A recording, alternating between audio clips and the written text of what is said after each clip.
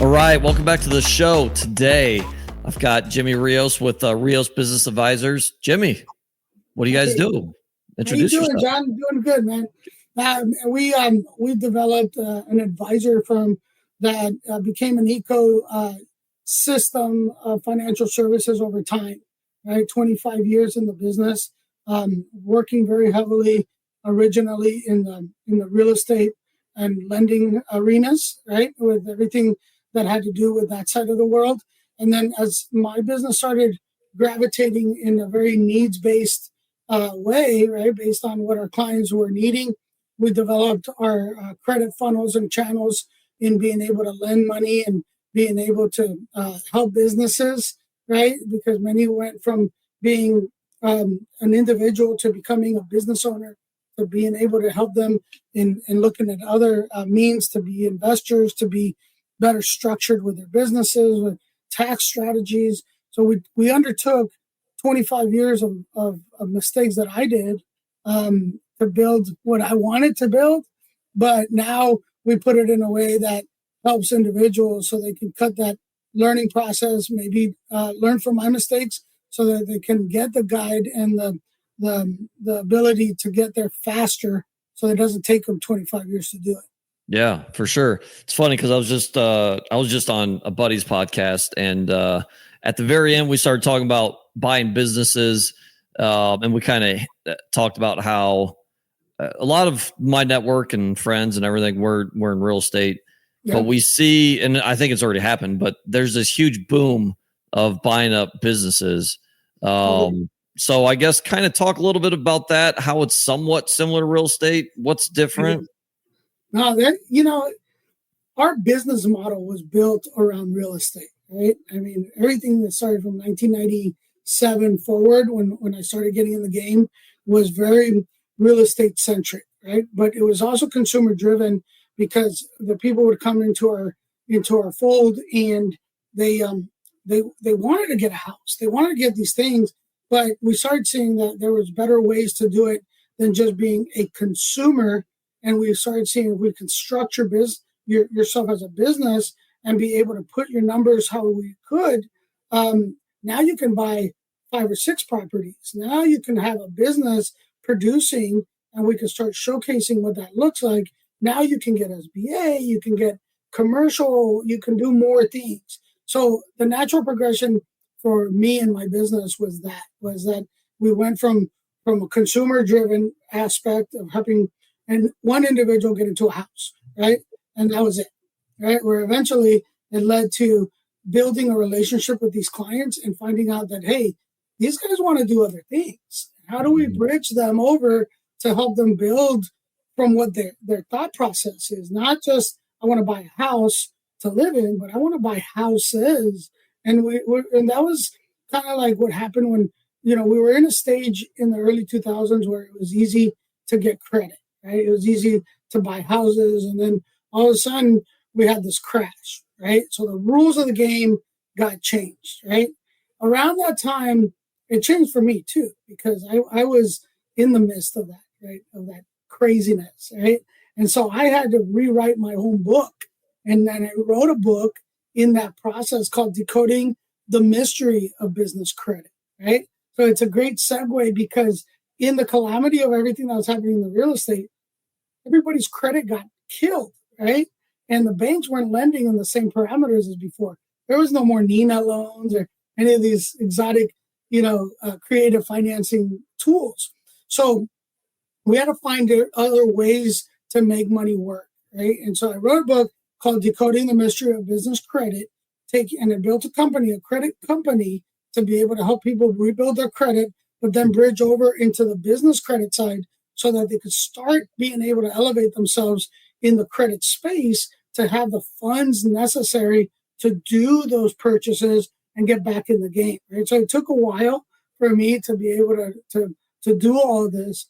And then ultimately, we started seeing that if we could help an individual not only buy a property, but actually build a business that had value, right? Now we can give them even more options because now they had an exit strategy. They can leverage their business they could sell it or they can exit and do more and bigger things, right? Where we could wash, rinse, and repeat, right?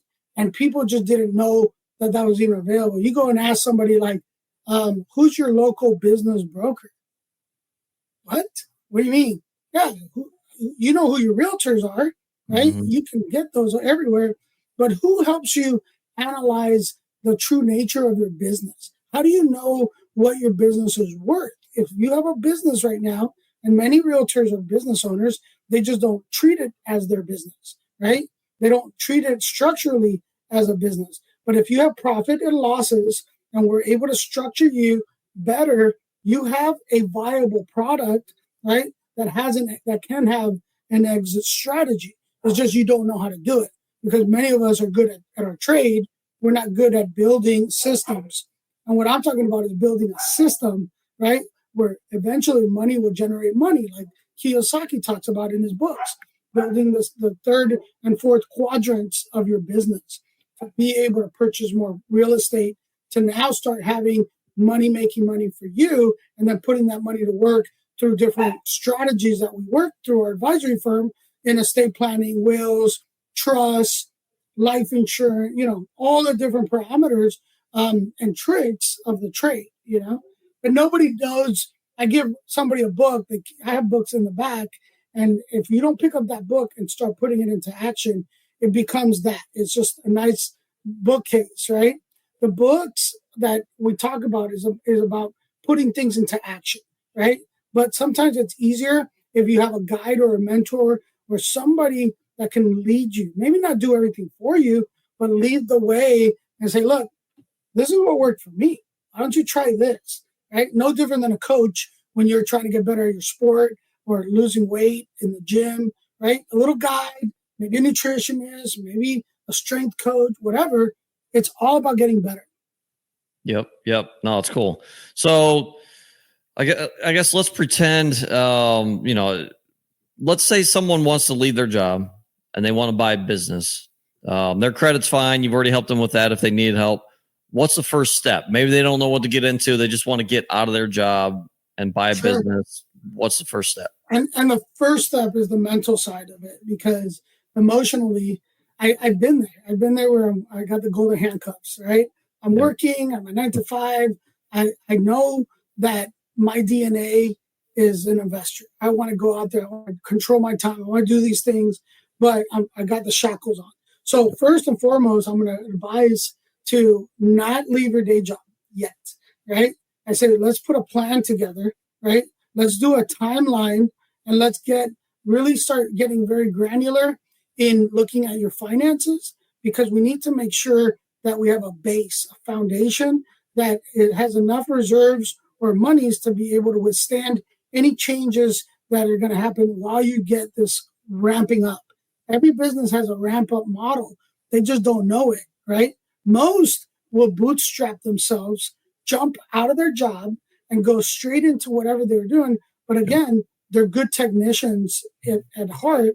They don't know how to get clients. They don't know how to source good real estate. They don't have systems in place, right? CRMs, marketing channels, other ways to generate income, passive income to be able to flow while you're going through a 90-day phase or 120-day phase, maybe buying and selling or longer term rental, whatever that strategy is. You might have a hybrid approach. You might not even know what your strategy is. So why don't we talk about that and let's build together a plan so that we know what that strategy is going to be, what's going to be our cost projections, right? How much is it going to cost me if I want to make $100,000 a year? Is that livable money? Is that what you want to live off of? That's, let's say $8,000 to $10,000 a month. That's net. How much is gross, right? You got to know your numbers. Yep. If you don't know these intricate, finite details, how come if I go to ask you about your kids, you know every single thing about your kids, right? Why can't we treat our businesses in the same fashion, right? We should, but what's the first thing people do?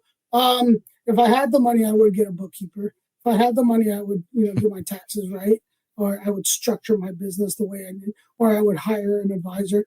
But everybody always puts these barriers up on the most important factors. Or when the business is doing bad, the first thing they cut is their marketing, which is the last thing they should cut, right?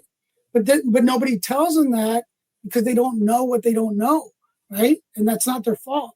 That's where we become very crucial. You, me, these people that have been around the block for a little bit, right? I'm only 49 years old. I started at a very young age in the trenches, making stupid mistakes. My gusto for life and for wanting to live better led me there. I have a very addictive personality and paid very dearly because of that addiction, right? In other negative ways. I turned it around because I wanted to help more people. I wanted to help myself put on the mask and take it off to help others. And I started putting those pieces together, not from my own efforts, from people like you and others that knew a little bit more in other areas that I could feed off of and say, look, I need help. Help me do this. How can I do this better? Right. So I started my advisory firm being the one needing the help. Yeah. I became the student and then became the teacher. Now I still am the student. I'm always learning. There's always others that give me more tips and tricks, and I learn every day. But this is what I'm talking about. It's like slow down. I like to say, let's go slow to go fast. Let's start planning and let's organize first, and then let's start very meticulously through that timeline to get you where you want to go. Yep. So starting with basically a business vision in a way on where they want to go, and you're helping them with that. So then I'm curious, what's the percentage of people that want to buy a business and more or less work in it? So they're working in their business versus people that want to buy a business and it's more of a passive thing and they're working more on, I don't want to say passive, not passive, but they're working more on it. So what's the percentage between people working in it and people working on it and being more removed from the business? I would say there's a very high percentage, probably as high as 70 or 80% of the clients that I talk to are working in their business. They don't have, because to be able to work on your business, you need to have made a plan and gotten to a level of delegation where you can talk from a level of confidence and authority down to be able to integrate different systems and processes that are working, flowing up, so that you then can see where the KPIs, the negatives, all the weaknesses, all those things. And many times to get to that level, you're working in your business first, right? So a lot of people, they don't have enough time or monies, or they didn't plan right to work on their business. They're in the trenches. They're in there and they're chasing their tail because they're working very hard. It's like being underwater, going like this, but they're not getting anywhere, right? Yep. And many times they go backwards because what happens when the president does tariffs? All of a sudden, it throws a wrench in your system, and you weren't prepared for that. You didn't have the leverage or the bandwidth to absorb that hit, so it can take people back. Or when the real estate market crashed, or when there's a pandemic, how do you withstand the forces of the winds of change that happen as an individual, emotionally, physically, spiritually? How do you manage that process? But you still have the passion to keep going. You still are an entrepreneur at heart, right? But you're faced against all these dilemmas, right? That is keeping you from growing. I think the common denominator here, and I'm not trying to lead anybody into one way or the other, but I believe so much in having the proper mentorship and advice from someone. It doesn't have to be me. I'm just saying that if it wasn't for the help that I got through my process, there was many times where I failed and had to go back to corporate, right? And I kept my business going, and then I would get the help, right? And so it took me longer to come around, rev up some money, get the quotes and the consulting amounts that I needed to get the consulting so I could then make a better move forward, right? When I started putting these pieces together, right, though it cost me money, it cost me more in time, energy, and money the other way than if I would have just done it right the first way, right? That's something to think about. because I think we're very consumer driven in the mindset that we say it's too much, right? Well, is it too much? What's the opportunity cost in not doing it? How much can I make if I do it over the next 6 months or 12 months? And if this is an investment in myself, right? We talk about this in personal development, right? How many classes, how many different engagements have you been to where it costs you money? But what do you get from that, right? What are the intrinsic values that you get from those experiences, and how do you apply that in your business so that you can eventually work on your business because you took pages from all these books and seminars and you're learning to be able to apply it to your business. Many people don't do that. And that's a big part of growth and development in business. It's not just the technical aspect of it. That's a big part, but you need to bring clients, you need to do these things, but there's a foundation that's missed. The foundation has cracks and is so weak.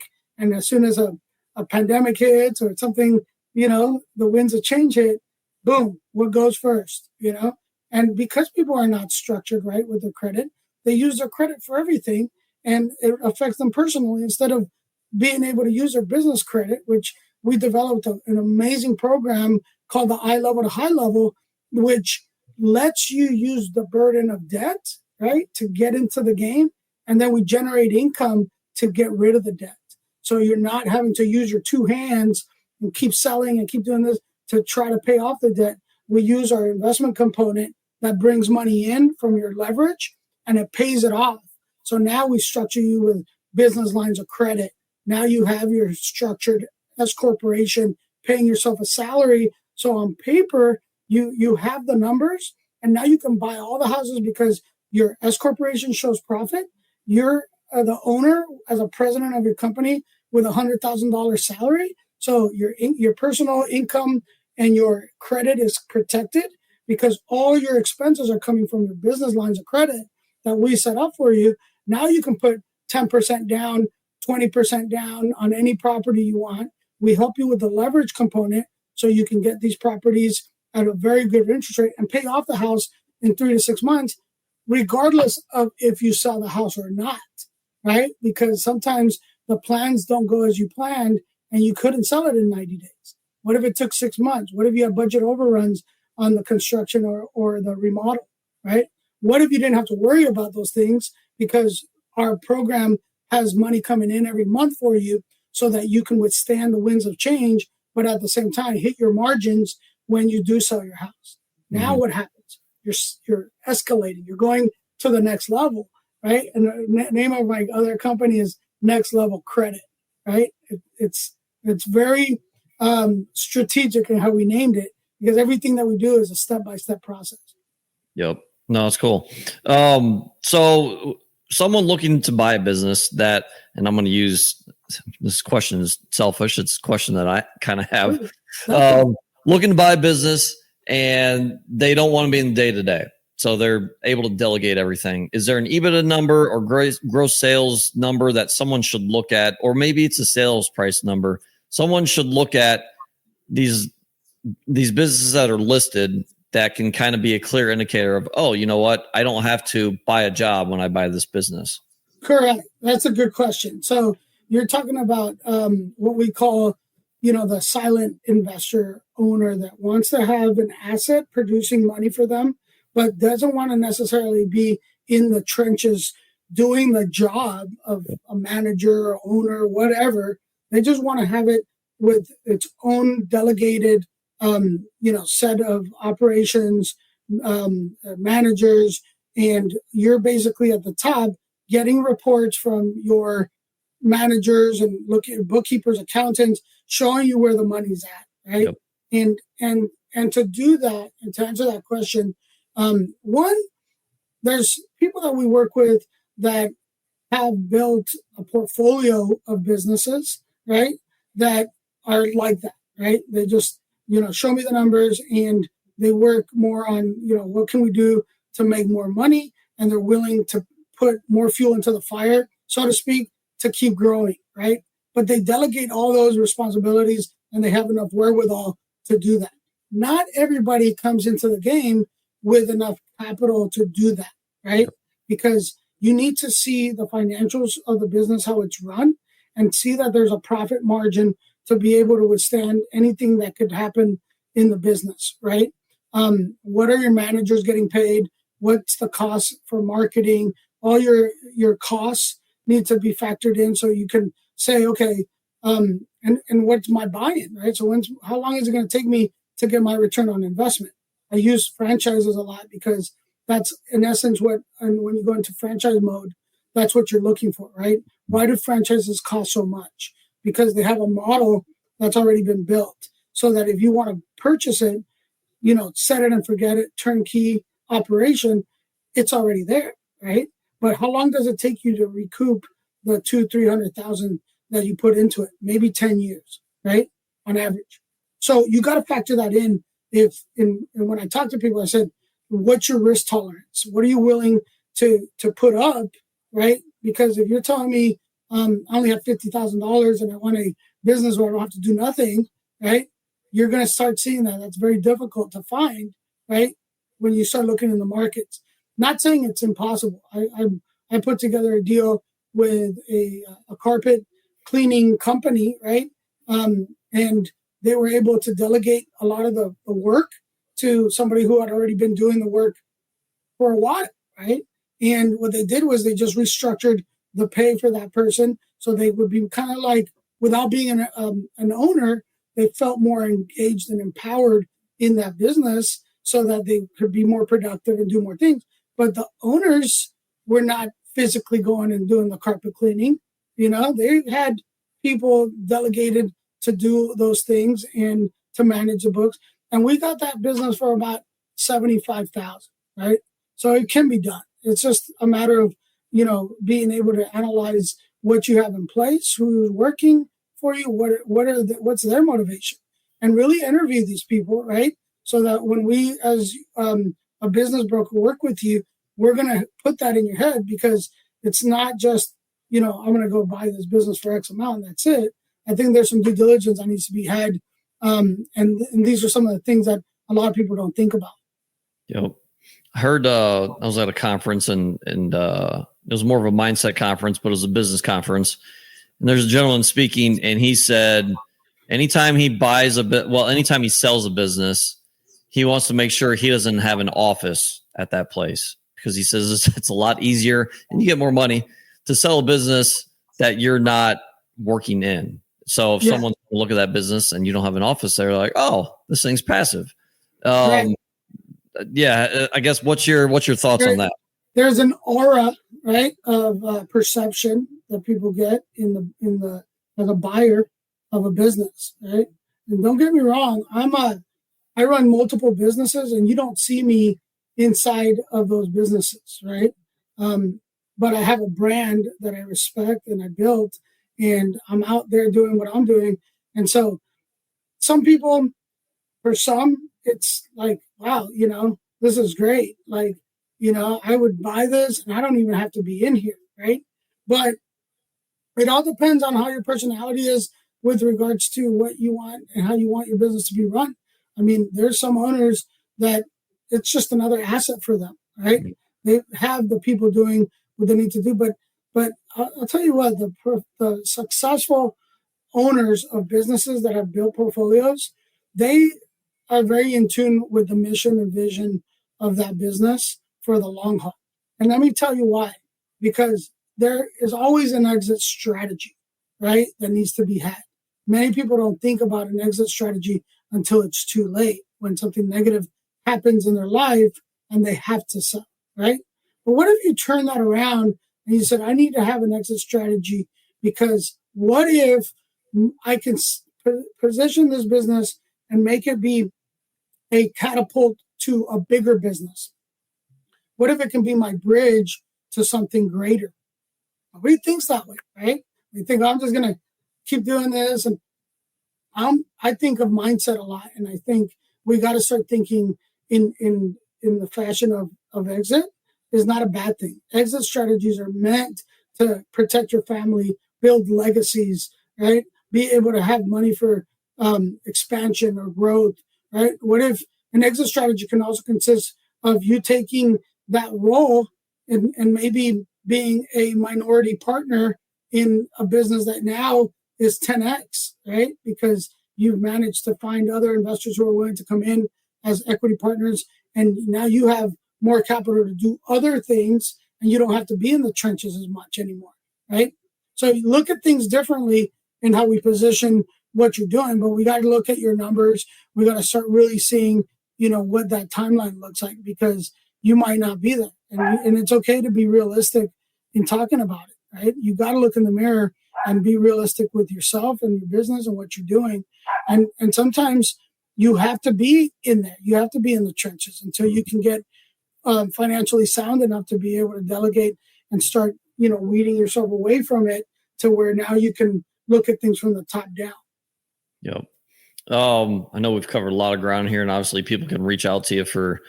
There's so much that goes into buying a business. We could be on here for hours. Yeah, we'd be out to cover everything. Take forever. I drive a lot of passion in what I do because I've taken a lot of tumbles in my life, and I've seen the benefits of the continuity in the consistency, right? If I would have quit, the easy thing is to go back to your 9 to 5 and go back to the golden shackles. That's easy to do. Yep. Even if it's not easy to get a job, sometimes the easy thing is mentally to disengage and say, I'm just going to go work for X dollars per hour. The hard thing is to say, I'm going to tackle the challenge of being able to be an entrepreneur and build a business, a system that is going to employ people, because now you're taking on more responsibilities and you're affecting more lives, right? At the same time, conversely, how many more people can we help, right? When we start helping ourselves, we put on the mask and then we put it on others and say, look, I want to be an example to you. I want you guys to think like a business owner. Everybody that you hire has an exit strategy. Expect them to get better and they're going to move on. And that's okay. Because if you do well, that means I'm doing better, right? And if I can model that down the line, they're going to either going to buy into my culture and what I built, and they're going to want a piece of it, or they're going to want to build something similar, right? Which opens up an opportunity for many things, right? With that person.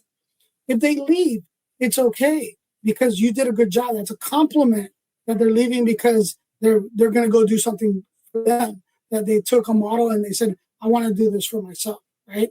You just have to know that you always got to prepare for that, right? And if you're prepared, it's, hey, we'll always be friends. It's strictly business. It's not personal, right? So it's just mindset. I think it's a big part of this and how you structure everything and working with others. And, we're always here to help each other, I think, in the business community. And John, what you do, having us on here to express ourselves, that's a big part of this, because a lot of the listeners, they're thinking like, man, I wish I could do that. I wish I could do that. What if I can give you that perspective that maybe you just can't see right now, right? Now we start thinking differently and it is doable, right? Yep. No, you're spot on. It's definitely mindset. And I think too, it helps knowing someone that's had success that's doing it. A lot of people don't see people or rub elbows, or they're not in their network that own their own business. Or, they're probably just not rubbing elbows with those people. Right. So, there's a lot of naysayers too. Yep. In the world, when you're out in the sea, right? Almost like you're the lone person doing whatever you're doing. There's a lot of people that are haters, and they don't do it on purpose, but they're the ones. My mom was I love my mom, right? She's my biggest supporter now, but I remember her saying, quit being a dreamer. Just go get the job. You can get a job at a bank, make a good salary, go buy your house and go get married, have 2 children and a dog, and a white picket fence. Can you just go do that, please? No, that's not me. I'm going to get there, but maybe it's going to take me a little longer, right? Yep. For 20 years, I heard it. I heard it from my wife, who's now an entrepreneur running our successful credit company, right? And her own processing company, right? Because she took a page from my book and got rid of the fear and the anxieties of the false sense of security that a 9 to 5 golden shackle job gives her. And she left the medical field to come work with me, jumped head first. And let me tell you, that wasn't easy. But now she takes the vacations she wants. She does the things she wants. Don't get me wrong. She works very hard. She'll be up sometimes at 2, 3 in the morning. I jokingly call her a crackhead. I'm like, what are you doing? Go to bed. But it's that thought, that mindset that if I want something, I'm going to go get it. It doesn't matter what the cost, what I got to do, I'm going to do it. And she's taken on the mindset. The mindset. I keep going to that because if there's any gem that you can take from everything I'm talking about, it's right here in between, right? Yep. What we do with that is crucial. And a friend of mine was talking about fear. So what do you got to fear? You have nothing to look back in the past from, and you can't look in the crystal ball to tell you what's going to happen tomorrow. So let's focus on today and let's make it happen. All of a sudden, that change in energy, he was like, let's go. Boom. Yep. No more fear, right? Yep. Well, and a lot of that, all that fear is built up basically by schools and society and, indoctrination. Indoctrination, kind of what we've been brainwashed to do. And there are a few people, and it seems like the people that don't do well in school for whatever reason, or not, I don't want to say that, but I don't want to generalize that. But for the most part, people that aren't focused in school are usually the ones that become entrepreneurs because they don't become indoctrinated. That's another story. And to that point, John, $120,000 in student loans, right? What does that get you, right? So let's just be real. If you become an attorney, if you become a nurse or doctor, whatever, right? You're still chasing your tail, right? Because many people don't come out of law school or any of these schools per se with tons of money, right? So now they're having to figure out how they're going to build a practice, which is a business, right? So they're having to come to me and say, Jimmy, what do I do? I have a $120,000 student loan. I got this monthly payment. Like they have the same problems that somebody that is a plumber or an electrician that's trying to build a business, except maybe these guys don't have a $120,000 loan from a student, from an educational university or whatever. So I'm not saying it's a bad thing. Do what you're going to do. My daughter is going into forensic science, but she's been reading my books. She's 19. She's studying. She understands that the power of being able to do what she wants is to own her practice, right? So she has forensic scientists working for her, and she's working on the top down, right? Being able to build her practice. She's going to have to go through the technical side, right? Being in the trenches. But on the back end, she's learning how to build from the top, right? How to leverage, how to use credit, how to manage your corporation at a young age. So on paper, you're already established, right? These are things they don't teach in school. I wish you're going to go spend $120,000 that you spend $120,000 in learning some of these things that actually don't cost that much. Yeah. But unfortunately, we've been indoctrinated to think that 4-year degree is everything. I got my degree right there, and I had $130,000 student loans. So I can talk from everything I talk about is from experience, empathy of having gone through it. That's why I understand that. Had I known then what I know now, when I was in my 20s and going to at ASU, I didn't know, But there's others listening that could position themselves better. I'm not saying you don't have to do that, but there's better ways that you can still get the best of both worlds. Get your degree, get your job, but build your hustle, side hustle, build your business. You could be a consultant and still get the write-offs and still put assets to work, make money work for you. Now you're not stressing about the next paycheck and, living check to check, Yep. Do what you want because it's your passion, not because you have to. Right? Yep. It's a great way to put it. Awesome. Well, yeah, we covered a lot of ground here. Obviously, if people want to dig deeper into either buying a business or selling a business or building business credit or any of those buckets, where do they reach out to you? YouTube at Rios Business Funding it's subscribe, and I'm always checking, right? I'm always seeing who comes in, but riosbusinessfunding.com. Also, you'll have all my contact information. I'm probably the most accessible guy. People are like, I can't believe you answered your phone. Listen, if I can, I will. If not, we got a team of advisors that will come to me and be like, hey, this guy has this, let's talk about it, and let's do it. I'm not shy to get on the phone and let's talk about it. Love it. Awesome. Well, Jimmy, appreciate you coming on, and we'll see you guys next time. Thanks for following, subscribing, and listening to this episode of the Do More podcast hosted by John Farling. To learn more or ask questions, go to l4investing.com.